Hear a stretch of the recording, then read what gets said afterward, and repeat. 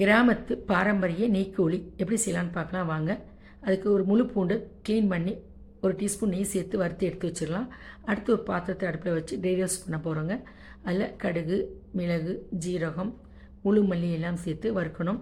அது கொஞ்சம் மணம் வரும்பொழுது சிகப்பு மிளகாயம் சேர்த்து நல்லா வறுத்து ஸ்டவ் ஆஃப் பண்ணிடலாம். அந்த சூட்லேயே நம்ம ஏற்கனவே வறுத்து வச்சுருக்க பூண்டையும் சேர்த்து கொஞ்சம் வறுத்து ஆற வச்சிடலாம். ஆறினதும் மிக்ஸி ஜாரில் போட்டு அதோட ஒரு டீஸ்பூன் மஞ்சத்தூளும் சேர்த்து கொஞ்சம் தண்ணியும் சேர்த்து நல்லா பேஸ்ட்டாக அரைச்சி வச்சிடணும். அடுத்து ஒரு பாத்திரத்தை அடுப்பில் வச்சு சூடானதும் நெய் சேர்க்கணுங்க. இது நெய் கோழிங்கிறனால நெய் மட்டும் தான் சேர்க்கணும், எண்ணெயெல்லாம் சேர்த்து செய்யக்கூடாதுங்க.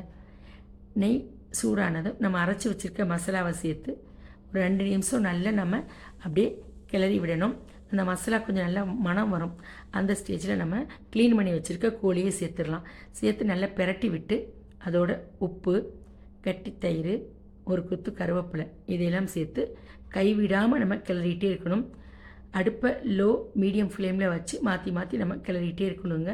பக்கத்துலேயே நின்று நம்ம ஊற்றின நெய்யெல்லாம் அந்த கோழி அப்படி உறிஞ்சிருங்க. அப்புறம் அந்த நெய்யெல்லாம் மறுபடியும் வெளியே வர ஆரம்பிச்சிடும். அந்த ஸ்டேஜ் வரைக்கும் நம்ம கைவிடாமல் நல்லா கிளறணும். நல்லா கோல்டன் ப்ரௌனில் வருங்க. இந்த மாதிரி வரும். ரெடி ஆகிடுச்சு. ஸ்டவ் ஆஃப் பண்ணிவிட்டு நம்ம பரிமாற ஆரம்பிச்சிடலாம். தயிர் சாதம், ரச சாதம், சாம்பார் சாதத்துக்கு சைட் டிஷ்ஷாக அட்டகாசமாக இருக்கும்.